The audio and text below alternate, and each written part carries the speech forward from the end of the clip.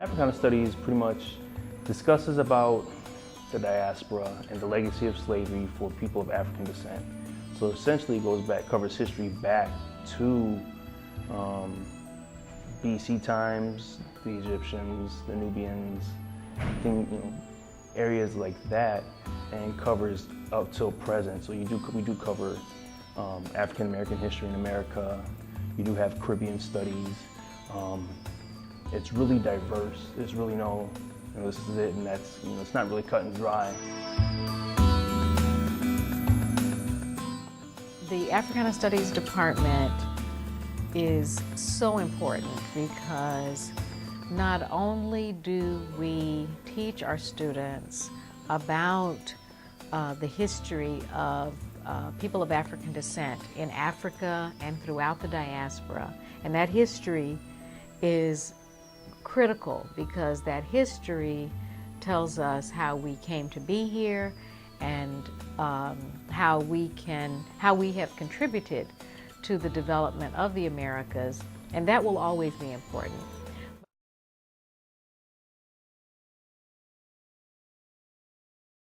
Well, the reason why I chose University of South Florida was because of the large metropolitan area that we have here. There's always something to do, whether it be sports. I love sports, going to NFL football games.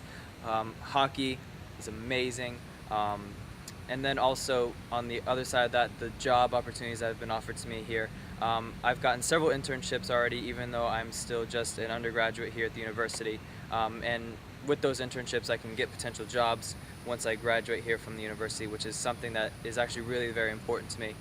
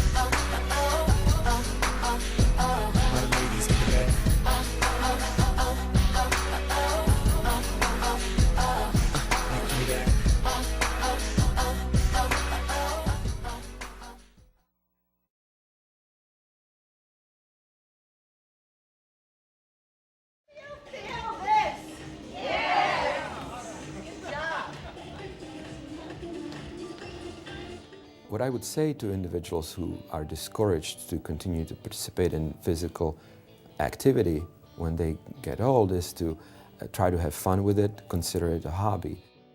They probably need to realize that physical activity does not have to be necessarily strenuous, or it does not have to be one particular physical activity such as jogging or running.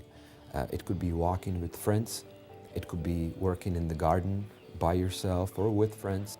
What we do not see that this is one particular activity. We see just being physically active in general seems to have the greatest benefit, regardless of what the activity is.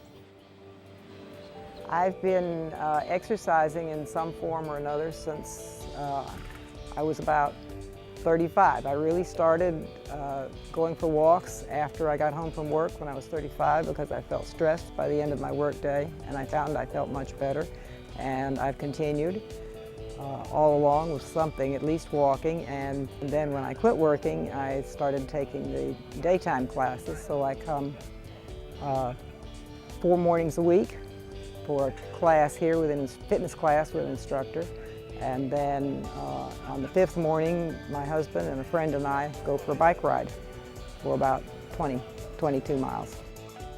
What do I eat to stay healthy? Let's see. I eat pretty much what my better half decides we're going to eat to stay healthy.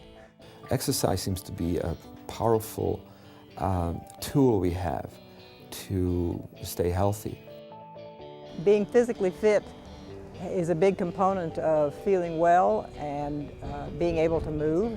It's important to keep moving in order to have a good life. I think the most important thing for older adults to keep their mind and body healthy would be to have fun, to consider older age sort of a cherry on the cake, with the cake being life. That they have lived a long life. Not everyone gets to live into old life. It's really is a reward.